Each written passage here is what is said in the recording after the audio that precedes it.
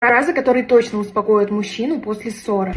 Со своей мамой так будешь разговаривать. Укрепляет отношения между родственниками и показывает, что ты тоже любишь его мать. Иди поплачь. Выплеск негативных эмоций, которых не нужно стесняться. Если тебе не нравится, тебя тут никто не держит. Такая фраза показывает мужчине, что у него есть свобода выбора, и он может принимать решения, исходя из своих интересов.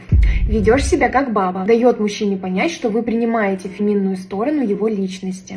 И что ты мне сделаешь? Помогает раскрыть потенциал и привести его мысли в действие. Мой бывший себя так не вел. Так он поймет, что всегда есть куда развиваться. Мотивация на рост и успех. А если эти советы вам не помогут, вы всегда можете снести кабину и перепрошить мышление персонажа. Пользуйтесь.